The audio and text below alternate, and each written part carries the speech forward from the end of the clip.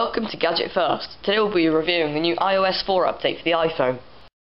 With the new iOS4 update, Apple haven't changed the lock screen.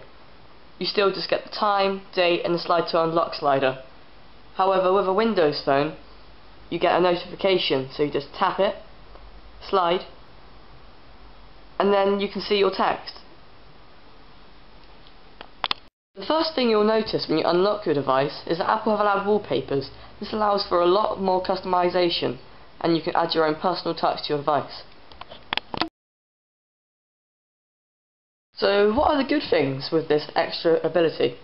I can go into settings, into the wallpaper settings, and I can choose any photo on my phone, from cameras, photo library, and I just click on wallpapers here, and I can choose this picture of some leaves, set it as my wallpaper. I'll choose my home screen. Now I'll click my home button, and you see it's changed my home screen wallpaper. For example, if I go into settings to change my wallpaper, I go to choose a picture. However, I can't scale the picture with multi-touch. It just doesn't work.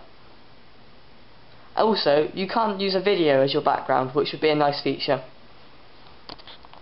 Another new feature Apple have incorporated into the new update is folders. For example, I can just tap on a folder and it will show me every single app that I put in there. Firstly, if I go into and hold the folder, then tap on it, I can rename it and take apps out. So if I tap here, I can then rename it whatever I want and click done. And also is that I don't have 6 or 7 pages of different apps, and I can quickly find the one that I want based on the category. I can only have 12 apps in one folder, which is a bit annoying. And also I can't search using the spotlight feature, so I have a games folder. If I type in games, there is no folder for games, which is also a bit annoying. Possibly the most hyped feature about the new update is multitasking. I can double tap the home button anywhere, and it will bring up a list of apps that are open and my music player, and I can play directly from here by playing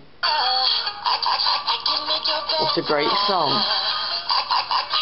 I can also launch the iPod player, so I can choose which song I want to play. And also, I can choose an app that's open, such as voice memos, and whilst I'm in that app, if I do it again, I can just swap to another app instantly.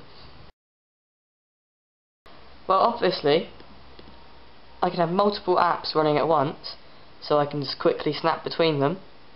And also, whilst I'm in an app, I can snap between them, and it saves where I'm at. However, there are some disadvantages with the new multitasking feature. For example, if the app is not compatible with the multitasking, it won't save where you were. And also, is that on older devices it can slow it down quite significantly. So, for example, if I open my music player, as you can see, it's taking quite a while to load up.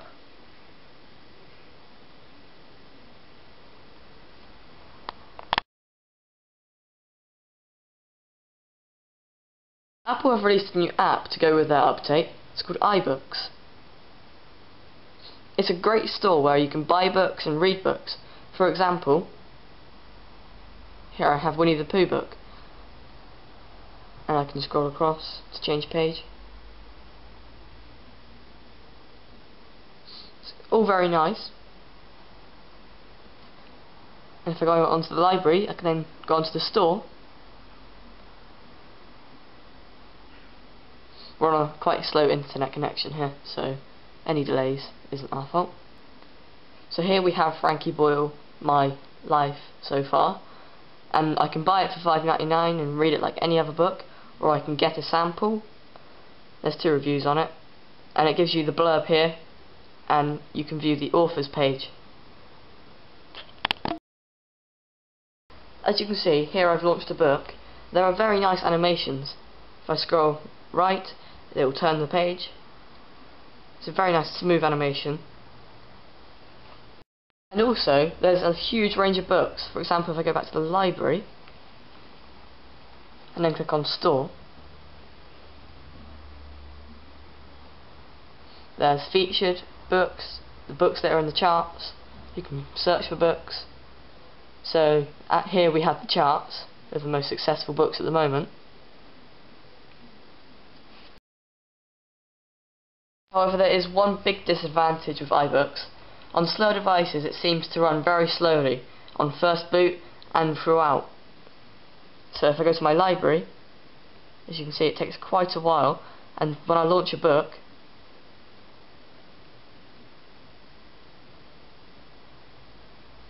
it's taken about 10 seconds to open one book, and then it fails. So it's not perfect. Apple have incorporated some small minor changes. So if I go onto the iPod and choose an album, instead of just a list, I now get my album art as well.